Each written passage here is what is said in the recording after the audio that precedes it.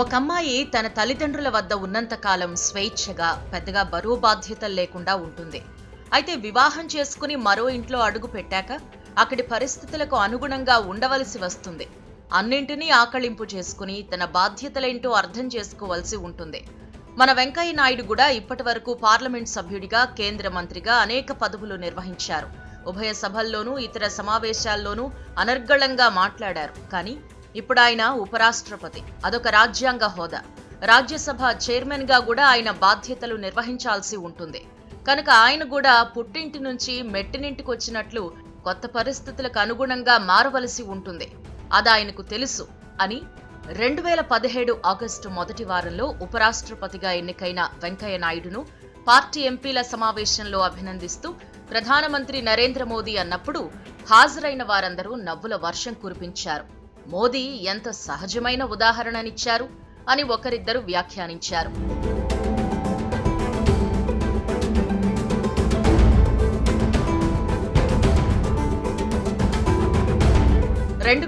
నుంచి 2014 వరకు గుజరాత్ ముఖ్యమంత్రిగా, 2014 నుంచి ఇప్పటి వరకు ప్రధానమంత్రిగా బాధ్యతలు నిర్వర్తిస్తున్న నరేంద్ర మోదీ కూడా ఇప్పుడు ఒక కొత్త వాతావరణంలోకి అడుగుపెట్టారు. ఇప్పటి వరకు ఆయన సారథ్యంలో బీజేపీ ఎన్నిసార్లు పోటీ చేసినా అన్నిసార్లు అత్యధిక మెజారిటీ సాధించింది.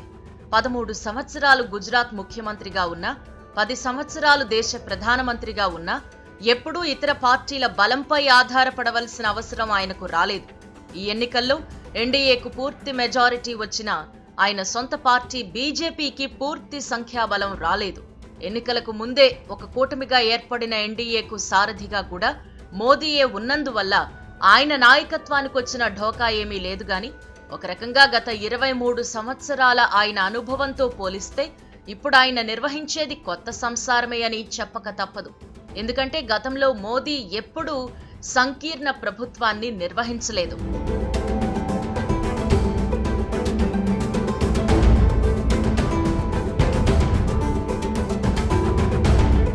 అయితే 1999, 2004 మధ్య అటల్ బిహారీ వాజ్పేయి నేతృత్వంలో బీజేపీ ఏర్పరిచిన సంకీర్ణ ప్రభుత్వానికి, ఇప్పుడు మోదీ నాయకత్వంలో ఏర్పాటు చేసిన సంకీర్ణ ప్రభుత్వానికి కొన్ని పోలికలున్నాయి.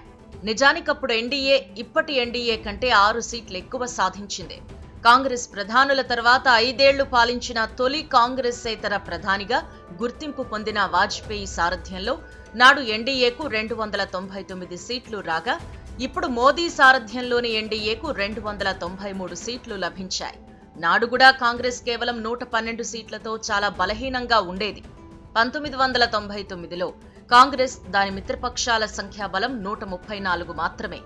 ఇప్పుడు 232 సీట్లు సాధించిన ఇండియా కూటమి కంటే ఈ బలం ఎంతో తక్కువ. బీజేపీకి 2 సార్లు మెజారిటీ సాధించి పెట్టి 10 ఏళ్లు ప్రభుత్వాన్ని తిరుగులేకుండా నిర్వహించిన మోదీ ఇప్పటికే చరిత్రలో నిలిచిపోయారు. అయితే ఒక సంకీర్ణ ప్రభుత్వానికి సారథిగా 5 ఏళ్లు పాలనను నిర్వహించిన పివి వాజ్పేయి, 10 ఏళ్ల పాటు యూపీఏ ప్రభుత్వాన్ని నిర్వహించిన మన్మోహన్ సింగ్ కూడా చరిత్రలో నిలిచిపోయిన నాయకులే. జాతీయ స్థాయిలో మెజారిటీ సంఖ్యాబలంతో ప్రభుత్వాన్ని 10 ఏళ్లు నిర్వహించిన వ్యక్తే సంకీర్ణ ప్రభుత్వాన్ని నిర్వహించవలసి వచ్చిన ఉదంతాలు భారతదేశంలో లేవు. అయినప్పటికీ మోదీ ఈ బాధ్యతను అవలీలగా నిర్వహిస్తారు అన్న విషయంలో అనుమానాలక్కర్లేదు. అందుకు అనేక కారణాలున్నాయి.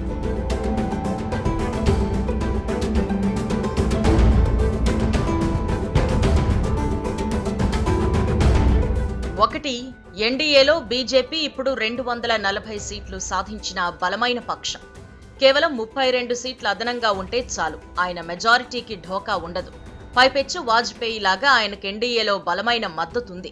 అప్పుడు 29 సీట్లతో మెజారిటీ మిత్రపక్షంగా తెలుగుదేశం, ఆ తర్వాత 20 సీట్లతో జేడీయూ, డీఎంకే వంటి ఇతర పార్టీలు మద్దతిచ్చినందువల్ల వాజ్పేయి 5 ఏళ్లు తనదైన శైలిలో పాలన నిర్వహించారు.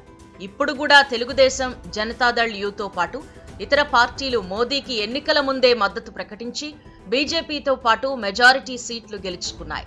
అంతేగాక ఇండియా కూటమికి 232 సీట్లు లభించినప్పటికీ అది పలు పార్టీల సముదాయం. అది ఏ కోశాన ఈ 5 ఏళ్లలో మోదీ ప్రభుత్వానికి ఢోకా కల్పించే అవకాశాలు లేవు. ఒకసారి 145, రెండోసారి 206 సీట్లు సాధించిన కాంగ్రెసే 10 ఏళ్లు పరిపాలన నిర్వహించగలిగినప్పుడు 240 సీట్లు సాధించిన మోదీ ఎందుకు సమర్థంగా పరిపాలన నిర్వహించలేరు?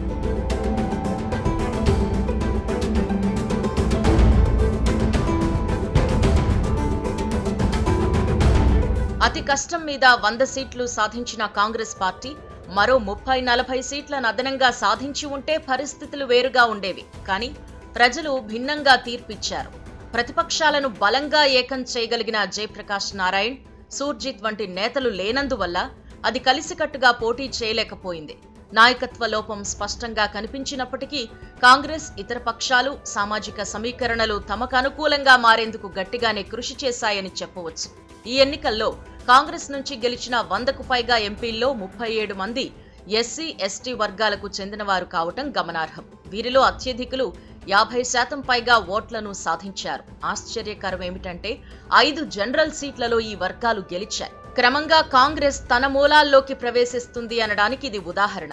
ఇక గత లోక్సభ ఎన్నికల్లో కేవలం 5 సీట్లు సాధించిన సమాజ్వాదీ పార్టీ ఈసారి 37 సీట్లు సాధించడానికి ప్రధాన కారణం పెద్ద సంఖ్యలో దళితులు కూడా బీఎస్పీని వదిలి ఎస్పీ వైపు మొగ్గు చూపటం. యూపీలో ఇండియా కూటమికి యాదవ, ముస్లిం ఓట్లు సంఘటితం కావటం మాత్రమే కాక దళితులు కూడా అధిక సంఖ్యలో మద్దతునియ్యటం బీజేపీ విస్మరించదగిన పరిణామం కాదు. బీజేపీ గతంలో 224 సీట్లలో 50% పైగా ఓట్లను సాధిస్తే ఈసారి కేవలం 156 సీట్లలోనే 50%కి పైగా ఓట్లు సాధించడం కూడా పరిగణనలోకి తీసుకోవాల్సిన విషయమే. బీహార్లో నితీష్, చిరాగ్ పాస్వాన్, జితన్ రామాంఝీ వంటి సామాజిక శక్తులు లేకపోతే ఇవాళ ఆ రాష్ట్రంలో ఎన్డీఏ మెజారిటీ సీట్లు సాధించగలిగేది కాదు అనేది స్పష్టం. బహుశా ఈ విషయం గమనించినందువల్లే మోదీ యూపీ, బీహార్కు కేంద్ర కేబినెట్లో అత్యధిక మంత్రి పదవులు కల్పించి ఉండవచ్చు.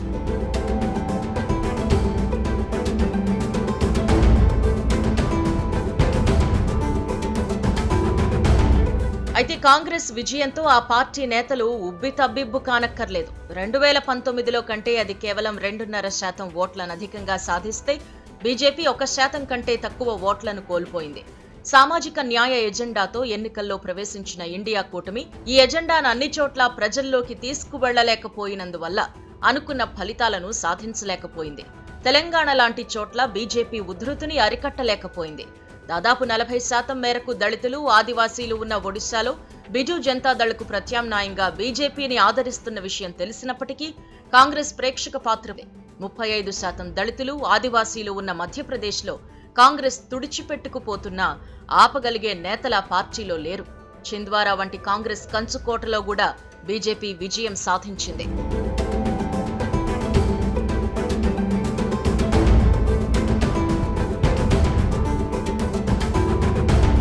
సామాజిక పరిస్థితులు పూర్తిగా పరిపక్వం కాకుండా సమాజంలో ఏ మార్పు సంభవం కాదని, మార్పుకు దోహదం చేసే శక్తులు ఇంకా బలహీనంగా ఉన్నాయని ఈ ఎన్నికలు నిరూపించాయి. అందువల్లే బహుశా భారత ప్రజలు మోదీని పూర్తిగా తిరస్కరించాలని అనుకోలేదని రుజువైంది.